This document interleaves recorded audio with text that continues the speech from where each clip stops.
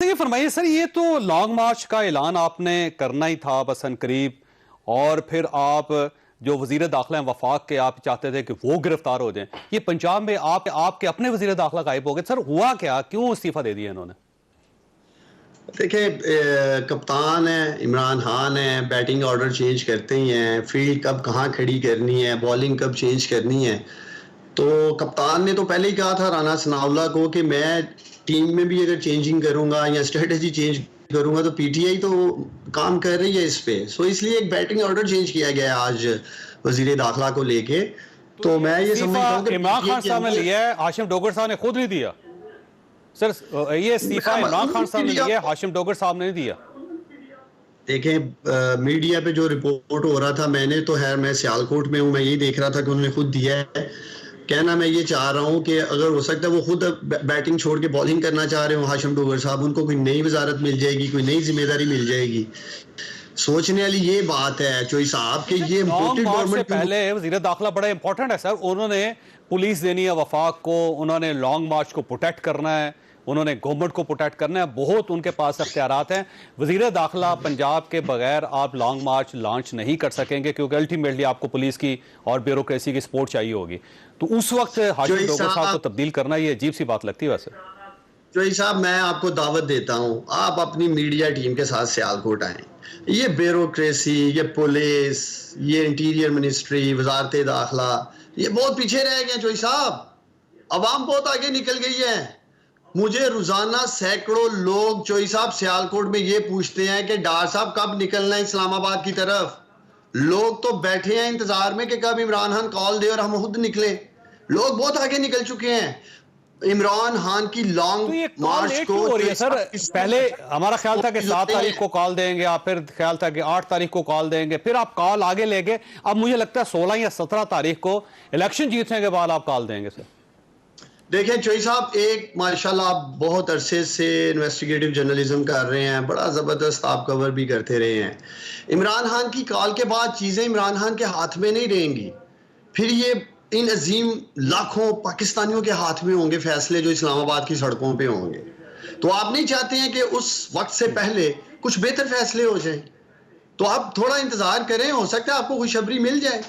जिस मकसद के लिए इमरान खान लॉन्ग मार्च कर रहा है, हो सकता है लॉन्ग मार्च की नौबत ही ना आए।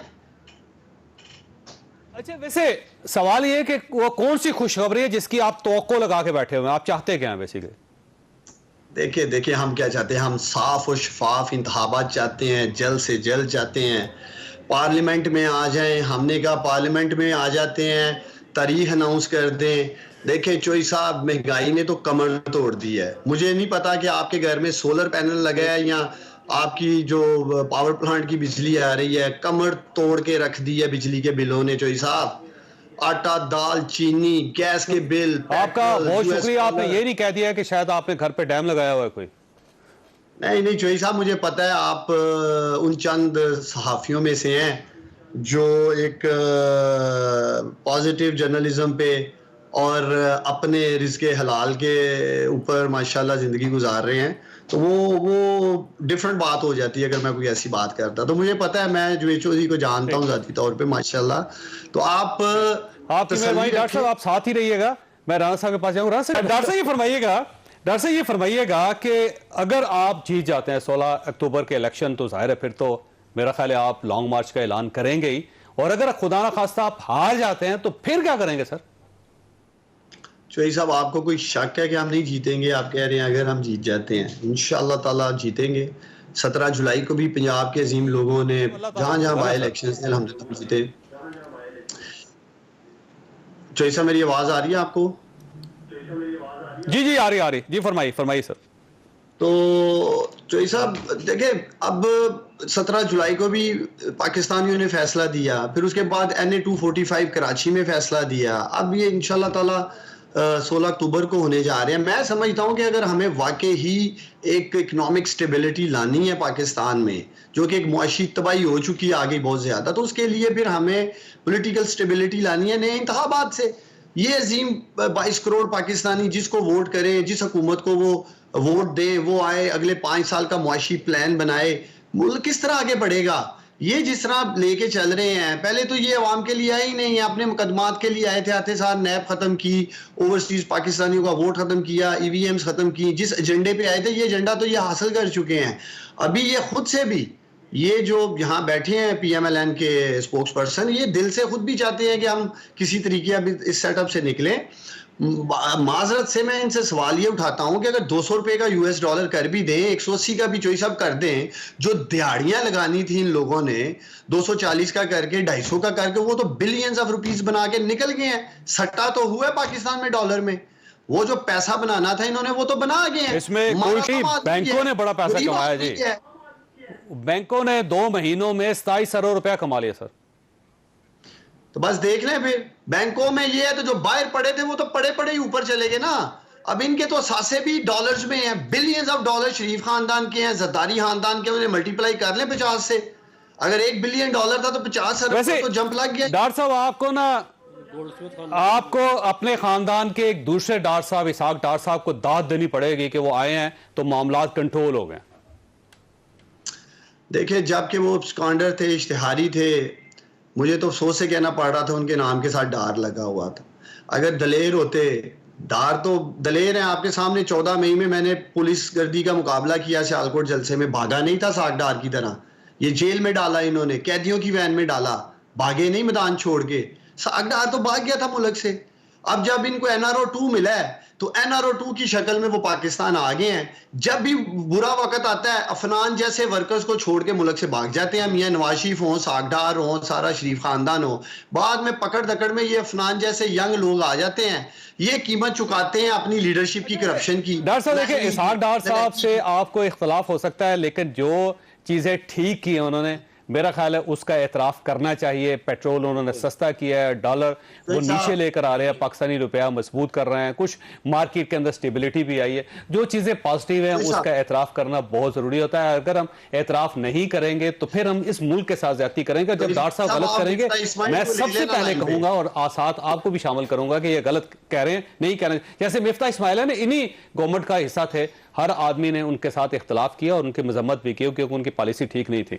राशि ये फरमाइएगा सर, ये बेसिकली अगर इमरान खान साहब, अच्छा जी जी मिफ्ता इस्माइल खुद कहते रहे तबाही सागडार कर गया माजी में। अब ये इनकी अपनी जमात के अंदर राय पाई जाती है कि सागडार ने मुआशी तबाही की है। आप रिपोर्ट करते रहे हैं, आपने इतने जबरदस्त वीलॉग किए हैं, तो मकसद ये है कि अब ठीक है, डॉक्टर साहब का दौर है। ये कान को सीधा क्यों नहीं पकड़ते सर? आप ऐलान करें, बात खत्म, गवर्नमेंट गई, नए इलेक्शन हो जाएं।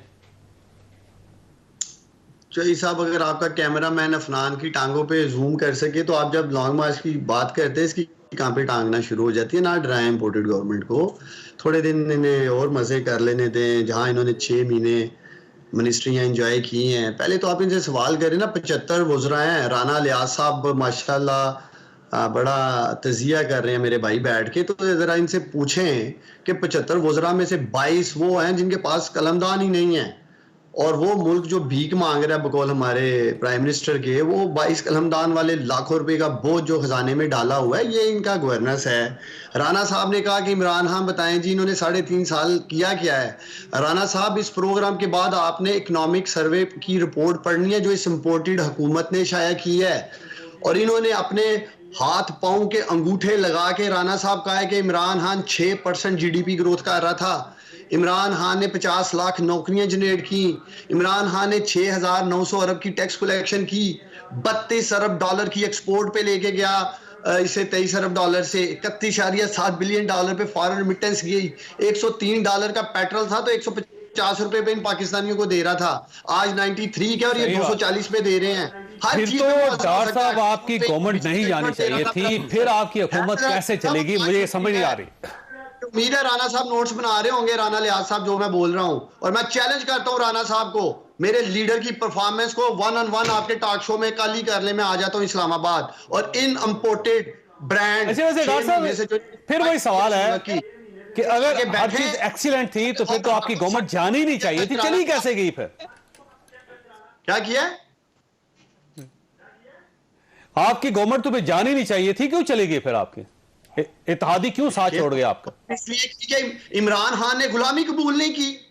इमरान खान गुलामी कबूल कर लेता, बैसाखियों पे खड़ी थी तो चली कह रहे थे कि बयानिया ठीक है ही नहीं आपका, वो इन्होंने उसमें हकीकत ही कोई नहीं है। बैसाखियां एमक्यूएम की, बाप पार्टी की, इनको आरिफ ले अलवी ली को तो कन्विंस कर ले। अच्छा ठीक हो गया।